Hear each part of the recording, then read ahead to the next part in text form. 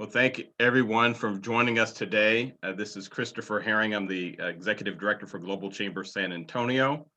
I am here today with the founder and CEO of Global Chamber, Doug Brunke, and we have a very special guest, the CEO and President of CPS Energy in San Antonio, Texas, Paula Gold-Williams.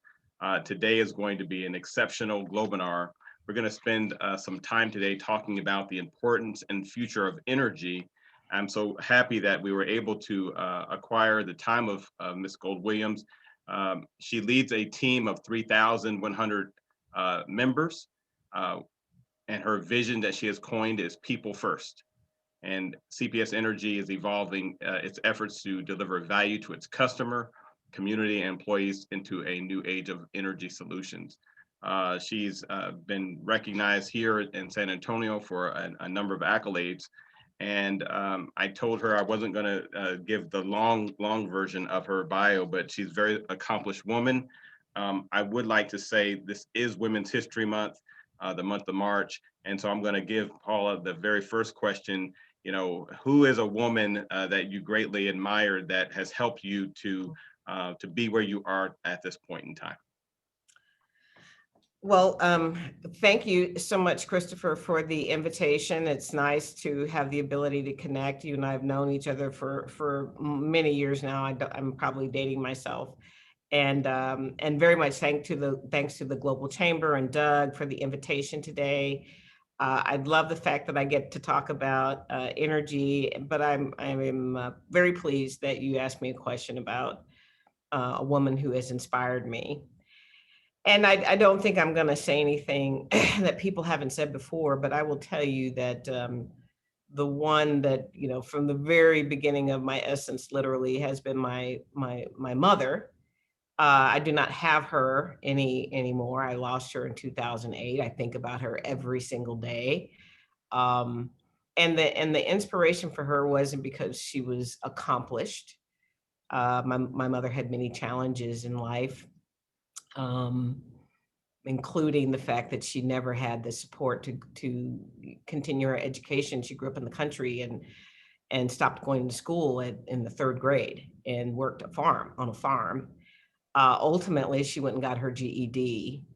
And as a young kid, I knew that, and I thought that was great. But now that I understand the challenges that she dealt with in her life, racism, sexism, and many others, I've really realized that she taught me the essence of values, treating people respectfully, working extremely hard.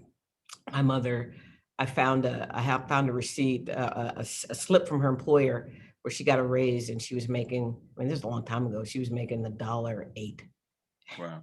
Wow. And but again, she worked hard right alongside my dad to help raise a family. But her commitment and her values and all those things were important. And she never worried about what I was and what my titles were and all of those things. She just demanded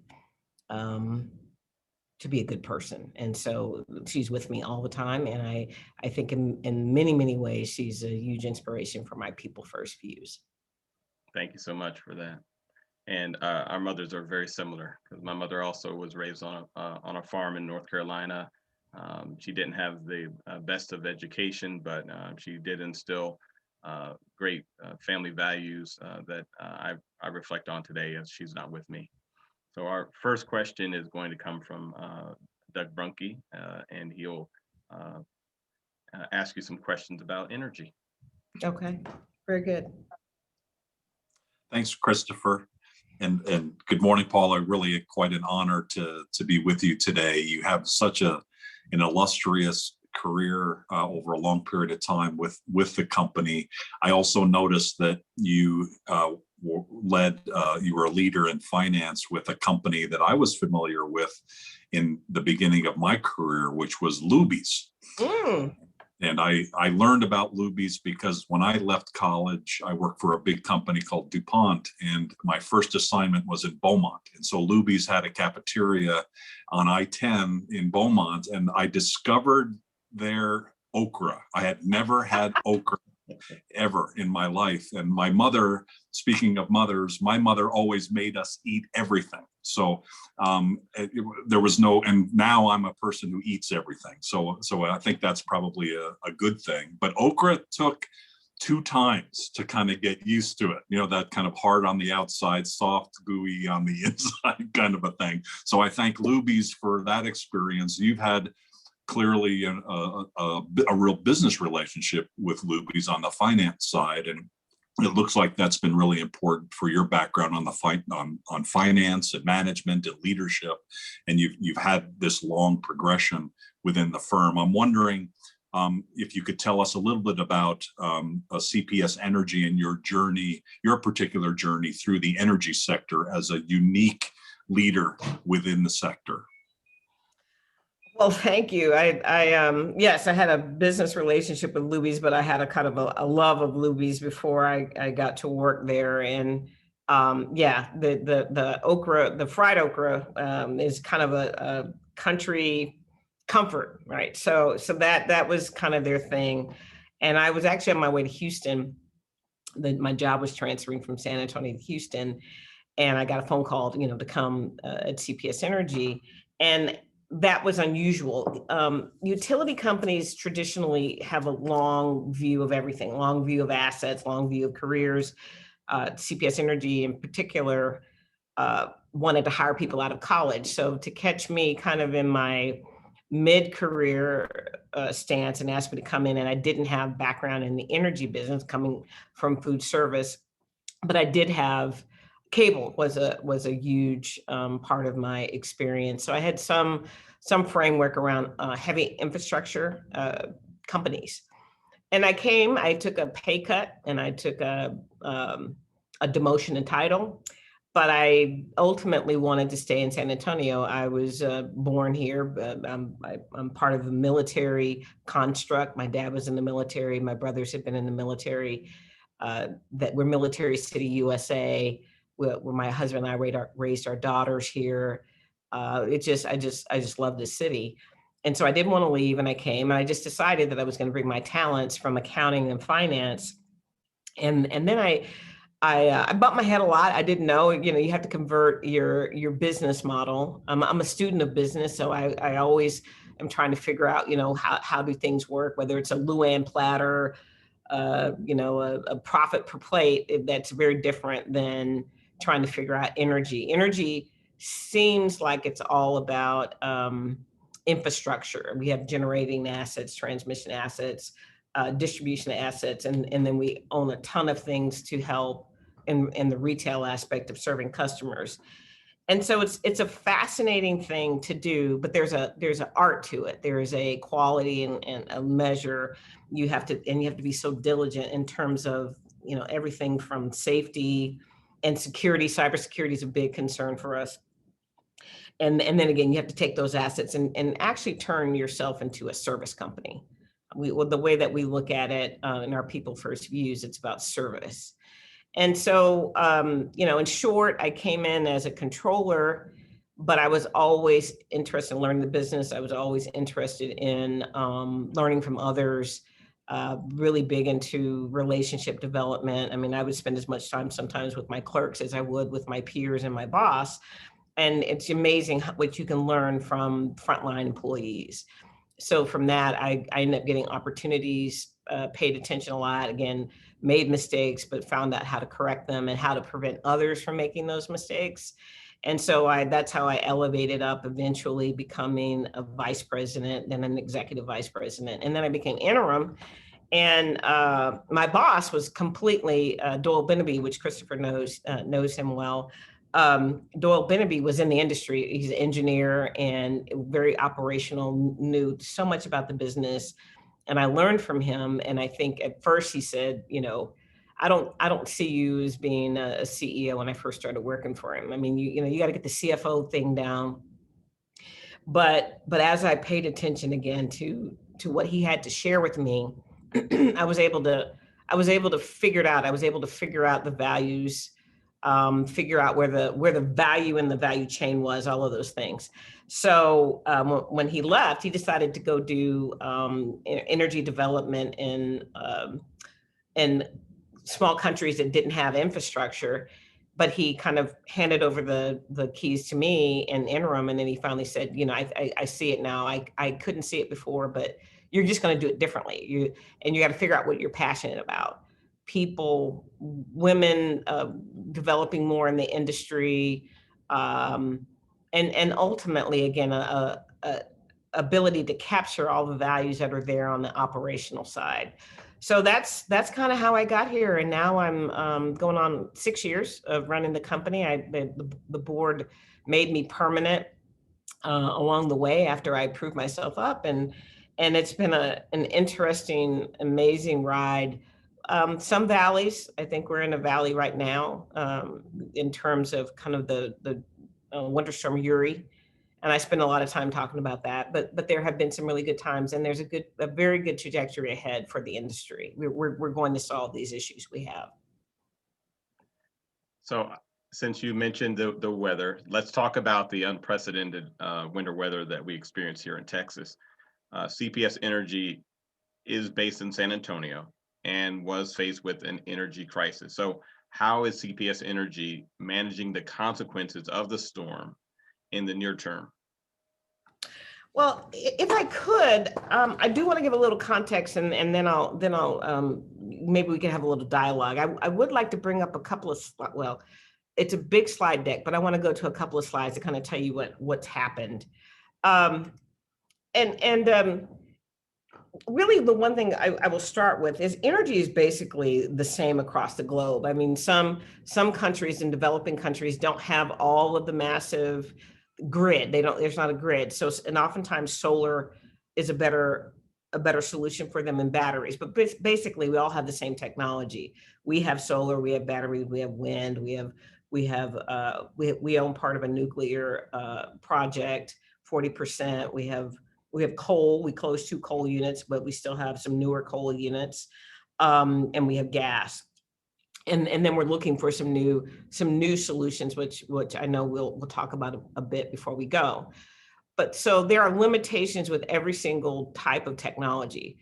Some of them give you the benefits of non-emissions, like a renewable solution of wind and solar, but they have intermittency issues. That's what we call it. That means you can't necessarily control getting all the capacity out, and it would be heavily affected by weather.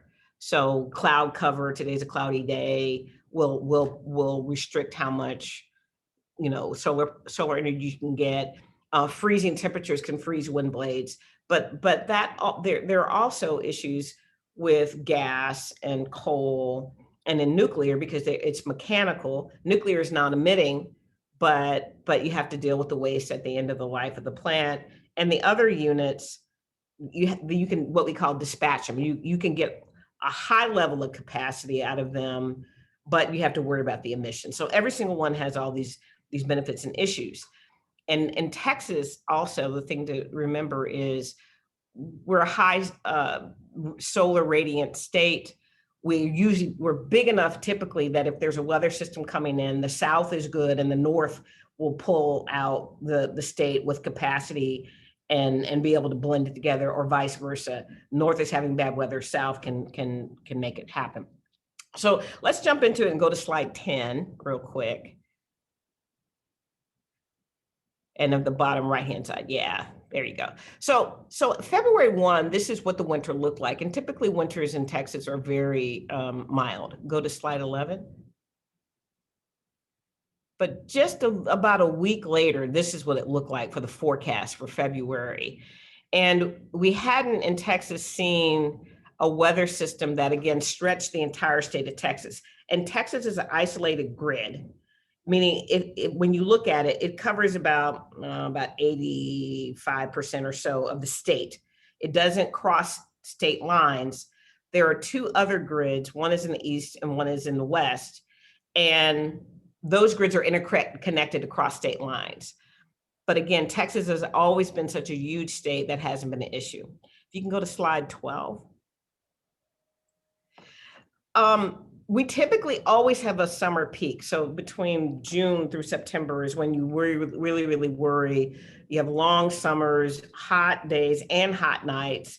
And so we're always concerned that we're going to stress the grid over the summertime. And the way you stress the grid is when your demand for power from your customers can potentially exceed the whole capacity. And we normally are doing maintenance for all other months from September through May. We're doing maintenance so that the summer is where you typically have all your capacity. We knew that it was winter, and in 2011, the whole state had another issue, not as bad as this one.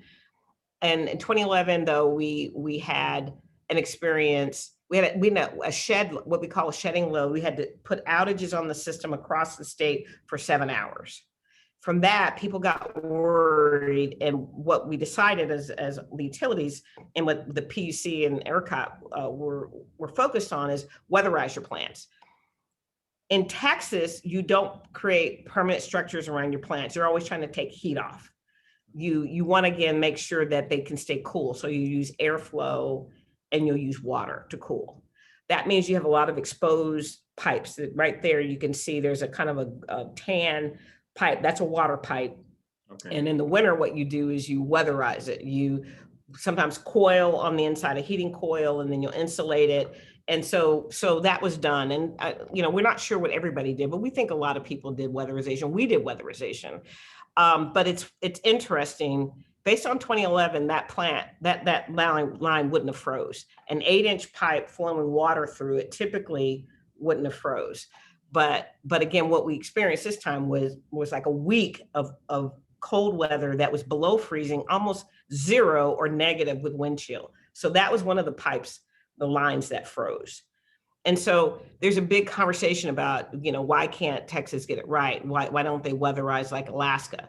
Alaska will create permanent structures. We create temporary structures with scaffolding and plastic. Again, they have to come off so that when we're operating in the summer, those plants can stay cool. But all that said, huge lesson and a horrific experience for many Texans and San Antonians. So we're going to have to rethink having a summer and a winter peak. And the one thing I would say is we had never seen this before. We went back and did a back calculation that if we added the demand that we had and we added the demand we had to take offline, our winter peak would have exceeded anything we've ever seen in our history in summer. That's how intense the thing was. If you can go to slide 14, just 2 more, and then I'll give a conclusion.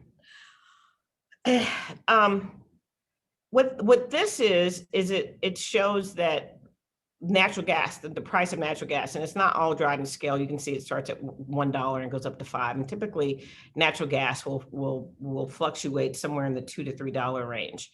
But this thing was so humongous, and keep in mind that there was a declared disaster by the governor and the state. We were in disaster mode, but prices went through the roof, literally. And so instead of $2 to $3, we saw prices $400 per unit, which was like a 15 to 16,000% increase in price. So that again is every single operator in the state's trying to get enough energy to warm people in their community. And we still had to have load shed. We still had to take people offline and put them in outages. And then go to 25, please. That's my last one.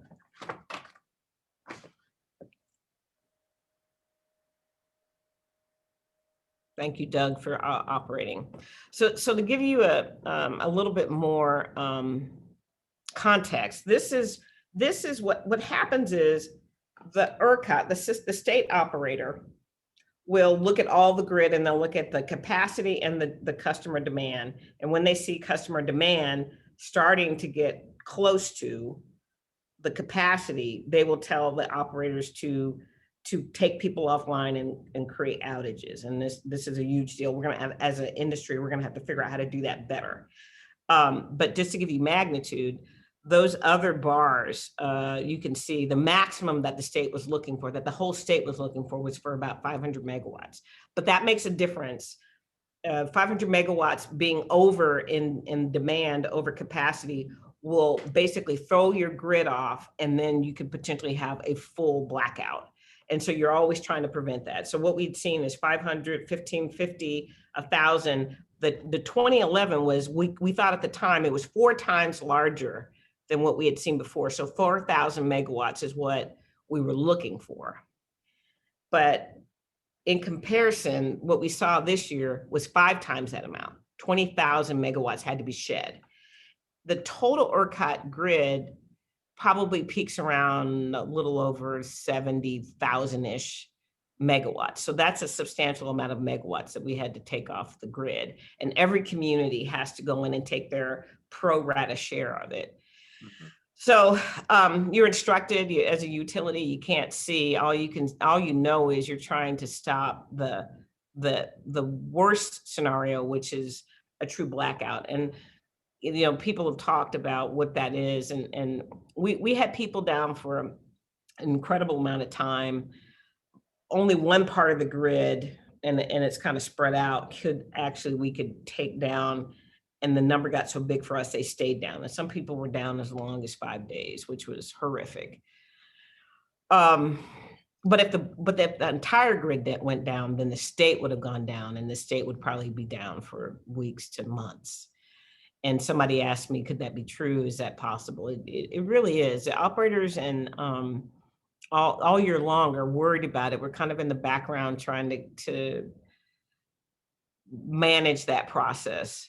But again, we typically can eke it out in the summer when all the capacity is available and you don't have lines freezing, then plants tripping and equipment failure. And then, you're not supposed to get solar really at all in the winter. You definitely don't get it when the peak is high. And wind, you don't get as much. And there were all kinds of issues in every single technology that we had. So it's huge. We still have, we're back, but emotionally it was hard for people. And in addition to the reliability crisis that we have what I call an affordability tsunami, because what I showed you in natural gas, those prices are tremendous. Purchase power from others, we needed sometimes where we sold, but most of the time there were big gaps where we had to buy. And so we ended up with a $1 billion bill for less than a week. And in Texas, I think you've seen stories where people in other communities have gotten bills for $10,000, $15,000, $20,000. Some utilities have declared bankruptcy already, and just have these humongous bills. $1 billion for us is more money than we spend on fuel and purchase power in a year. That's how huge this is. And so we have some tremendous challenges trying to relook at our operations, things that we could do better communication, better awareness, better conservation. We have a huge conservation program, but I think this has definitely told us all in our community the value of that. We want systemic reform in our state. We think our structure is not appropriate because it drove naturally these really high prices, not just in natural gas, but purchase power, which is normally like $35 a megawatt hour, went to $9,000. And in some cases went to $25,000 a megawatt hour.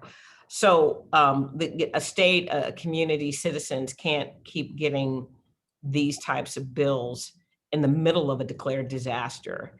And so we are trying everything we can right now. We're trying to talk to legislators. We're trying to look at regulators. We're trying to get reform and consistency across the grid. And we want to negotiate. And in some cases, we're litigating to get these issues on the table that have to be fixed now and into the future. But it's hard.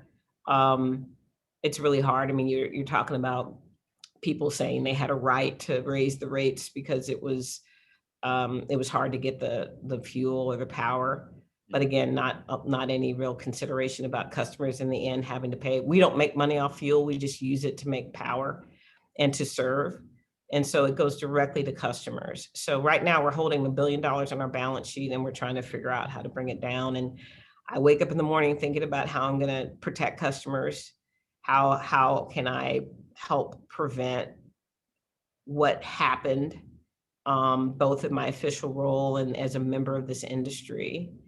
And then again, trying to figure out again, how do I not create another, what I call an affordability tsunami for customers here who have many other things that they should be thinking about. Thank you. Thank you. Mr. Brunke, give the next question. What an amazing challenge. Wow. That's so you've made it through. A lot of challenges remaining. Wondering also for the long term, what is CPS Energy doing to ensure reliable, affordable, and clean energy going forward? Yeah, that, a lot, but a lot in front of us. I mean, we've actually been a company that have been around for 161 years, and we're municipal, so meaning that we're owned by the citizens of the community. Our customers, in fact, are also our investors and our shareholders, and we're owned by them through the city of San Antonio proper, the incorporated city. But we serve a huge metropolitan area. We're the 7th largest. So we've been on this huge discussion. And again, we believe in the goals around decarbonization. We believe that we have to get to net zero emissions, and we think net is important. We understand that the energy industry is a big driver of power and resource, but also of emissions. And so there's many things for us to do. We've been in the wind business for over 20 years. We've been in the solar business for going on for 9 years now, I think. And we have a huge energy efficiency and conservation program that we've had, award-winning, over 800 megawatts. I think close to 850 megawatts saved. We've deferred building a fossil plant, and we're kind of always looking at that balance perspective. In 2017, also, I created a concept called the flexible path because I knew that we needed to find new ways to solve problems. And so what the flexible path just basically says is pay attention to innovation and technology, look at those things to make you operate better, but also look at those things to solve issues around environmental responsibility, cutting emissions, eliminating emissions where you can. Also, though, looking at the improved resiliency, how fast technology can work for you, and you can be self-sustaining in those systems, microgrids, things like that. And we started changing our view about how to solve a problem. And we started with also, we have a sistered approach called the Flex Power Bundle. And in the Flex Power Bundle, we just closed a big global RFP. We sent it out in 10 languages, and we're asking people to give us a bundle where we can get the benefits of the technology and guard against the deficiencies. So we want up to 900 more megawatts of solar. We want about 50 megawatts of battery storage, because currently the challenge with battery storage is that you have to be able to charge and discharge. And so we just need something fast responding. But we also want up to 500 megawatts of what we call firming capacity. And we think that's really exciting because we think that's where new technology can start to give us new solutions. And if we balance it all out, we can address these affordability issues, because solar really is inexpensive, but is intermittent again. But we can bring on some more reliable new technologies, hopefully low to non-emitting. We could use some standard technologies that help us. And again, just find ways to keep bundling, and there will be a Flex Power Bundle, 2.0 and 3.0 and 4.0, and we'll retire some of the older plants over time, again, to solve the problems of aged infrastructure and environmental issues. So we've been forward thinking on this for a very long time, and we've been focused on reliability because we survey customers, and of all the pillars we have, it's always about affordability and reliability. They want environmental control, but they want us not to do it at the expense of reliability and affordability. And it just so happens, again, when you look at it, the two issues that we saw where our technology across the state was challenged ended up being a reliability crisis and an affordability tsunami. So we feel like we're positioned in terms of our strategy. We think global and act local. We still believe that innovation and technologies need to be implemented. We believe that But that's not just for energy. I mean, the agricultural industry has to decarbonize, the transportation industry has to decarbonize, and every different facet of our lives has to do this, and we have to do it in a way that we don't put at risk what the quality of life is that we know. And so it's a pretty complicated issue by itself. And then Storm Uri again kind of brought that even to life about how delicate the balance is, keeping it all there. But it makes us passionate to now look at that event and think about how are we going to handle it better next time? How do we prevent the challenges that we've seen again, whether it's local or systemic, the big issues across the state? We're totally fired up about that and protecting our customers.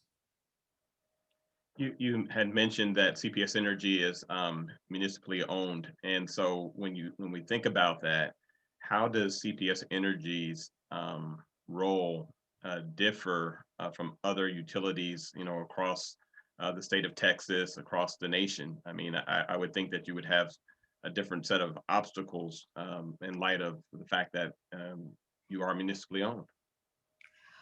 The interesting thing, normally what I typically do is give a comparison between a municipally owned utility and investor owned utility, probably publicly traded on the stock market.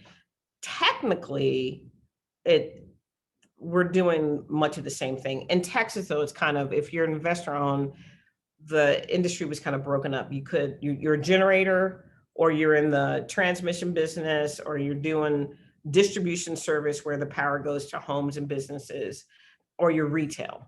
When you're municipal, you can do all of those things. And it's because the city owns you, and they own the whole utility, and they decide that they want that whole service.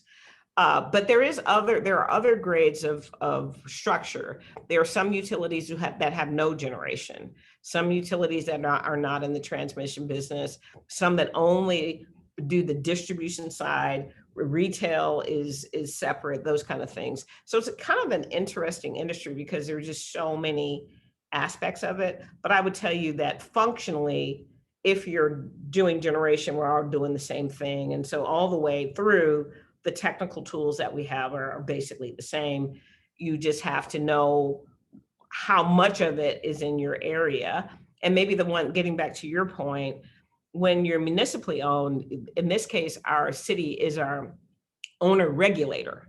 So instead of us going to the PUC for any increases we need, or to review our cost of service, anything like that, we go to we go to the PUC for transmission, but everything else is done locally. And it's an interesting thing because you're probably closer to the politics of energy. Our city council here has to balance a lot of concerns. So every time we want something like bonds or rates, we must get our board to approve it, and then we must also get our owner regulator to approve it. And most investor owns only have to, their board supports it, and they go to the PUC for the things that they need. So some nuances, technically the same, the other stuff gets kind of mixed up based upon what your ownership looks like. You've touched on some strategic issues, and I'd like to follow up on that. The Flex Power Bundle was a massive global RFP for energy renewable solutions, and you recently launched an additional RFP for conservation solutions called First Step, or it's called Flex Step, I believe. Yep. Have any of these strategic efforts been affected by the winter storm, and how are you approaching looking at energy and conservation efforts going forward? Well, a couple of things. I mean, we were actually initially affected by the pandemic. We tried to launch the Flex Power Bundle early last 2020, and once COVID popped up on the scene, it kind of delayed us. And that's why we initially did an RFI instead of an RFP. What it definitely has done is typically we will go and look at technology developments across the nation and the globe, And we've been to many locations. My team members and I kind of divide and conquer, looking at what technology is. You can't really go kick the tires the way you used to. And then also we want people to bring projects to Texas. So having people come to Texas and understand the market and understand where they might want to put a solar farm or start making relationships, that was pretty hampered already. But again, we were still pleased when we did the RFI. We put out in 10 languages, got responses in 10 languages. We ended up with 200 responses just with a 30-day marketing effort. We did about a 60-day marketing effort starting in late November last year for the actual RFP, and went about 2 months, and we ended up with over 600 responses. The storm Uri did slow us down, obviously. I mean, the RFP was running in the background, and the deadline had come in, but we weren't working on that. We were just trying to keep people warm and trying to get, tighten up our communication and all the things that were happening. And now, we have huge challenges trying to figure out how are we going to try to get this $1 billion bill down. But we're a big organization. We have a lot of people working on a lot of different things. So we've gotten back on track with the RFP, and we've kind of divided and conquered. So some groups are still working on the reliability issues. Some groups are focused on the affordability issues. And then we have these major projects, and then we have just everyday business as usual. I mean, realizing that a utility company is a 24/7, 365 business, but not having the huge crisis of people not having power. We can now go back to a spreading our efforts instead of being focused there. So it did slow us down. It won't stop us. The RFP and the FlexPower bundle are crucial to ultimately trying to build more resilient and updated systems. We have, I think, about 5 power plants that are going to be reaching end of life this decade. So we have to keep going, because eventually, just like a car's engine wears out and you got to buy a new one. I mean, you could replace the engine, but these days, and thinking that you're going to electric vehicles either, you're just gonna move on. So anyway, it's compelling, and we just have to multitask through this all and stay, kind of in a divide and conquer mode. I wanted to say thank you so much for the information. I know that today you're also with another appointment following Global Chambers Globinar. I'm putting in the chat area for those who are on, and then for those who will see this recording, that CPS Energy, as a member of the Global Chamber, they provide us with bid opportunities for our businesses. And so since we're a global chamber, that link that I just put in will show you some of the procurement and supplier needs of CPS Energy. And I encourage you to go to that link. And then also there's a Ms. Gomez who does such a great job with our chamber in providing these opportunities. So you can actually email her if you have more questions about the needs that CPS Energy has, because we want to make sure that our businesses are also a part of the solution, right? So there was a lot of discussion talked about in terms of the initiatives moving forward, but it seems like as a global tribe, we have global businesses and especially across the world that perhaps could lend a great opportunity to support. So I left that there in the chat.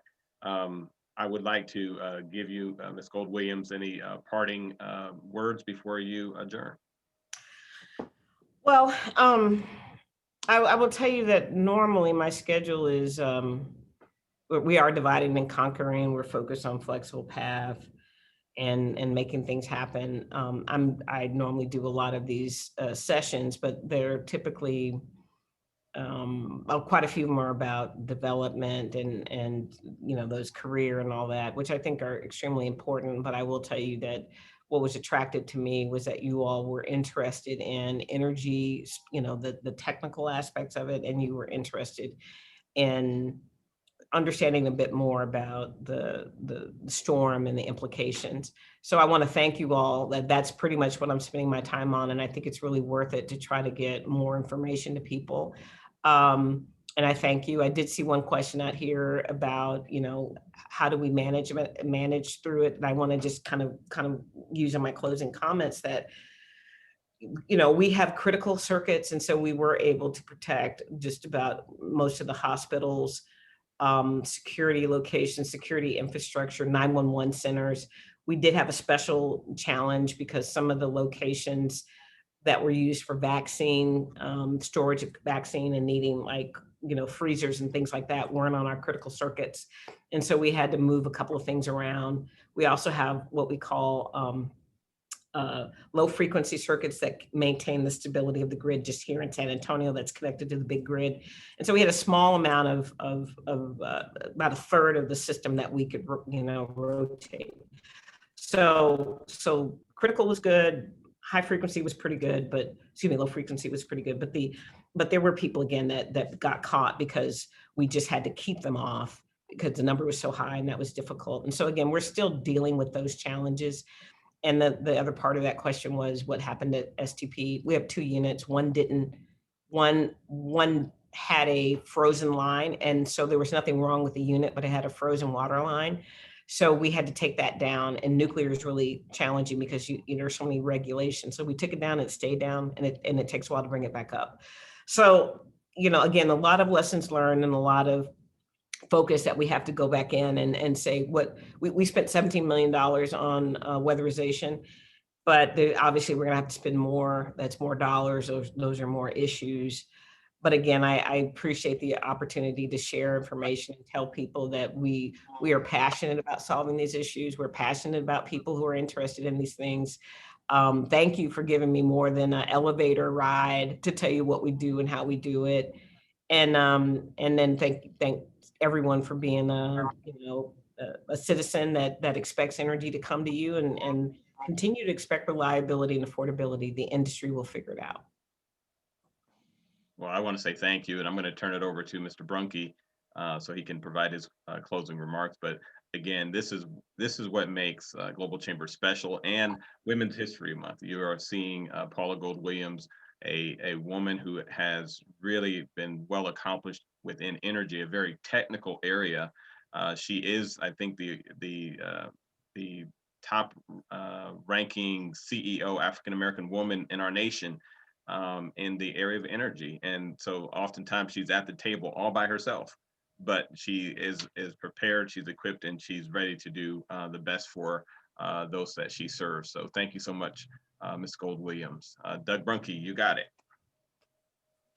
Well, sometimes, in fact, many times, the most challenging things that we face, whether it's with energy or with global business, is those unexpected things that happen and how we respond to them. And so I think what we've heard today is, through the mentorship of a mother to a daughter, and through education and experience through a variety of different opportunities in her career, including at CPS Energy, Paula was not only able to make it through this tremendous challenge for the sake of clients, but also already has a vision for the future. And so we as Globies relate to that, right? We are often faced with unusual and unexpected challenges, and how we respond to those really are define who we are. And so Paula, thank you so much today for defining who you are,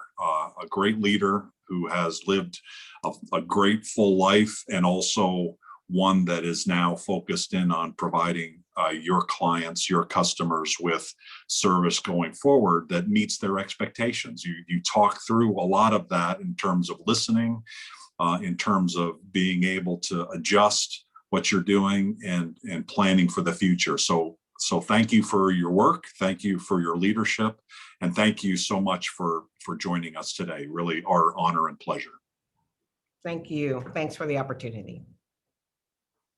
My pleasure. Back to you, Christopher. I just want to thank everyone for attending today, the importance and future of energy. This is the Global Chamber. You can find more information about us at www.globalchamber.org and look at the events link. We have probably the most events for a chamber across the world because we're focusing on various regions of the world. And if you have a business, please plug in, go to globalchamber.org. You can also sign up your membership there or renew. We're very interested in keeping you as a partner. So thank you so much, Ms. Gold-Williams and CPS Energy team. You have an outstanding team, and just want to continue to keep reinforcing that we really do have the best energy CEO right here in San Antonio. So that's a great thing to say today. So thank y'all, and may God bless you each. Stay safe. All right. Thanks, everybody. Thank you.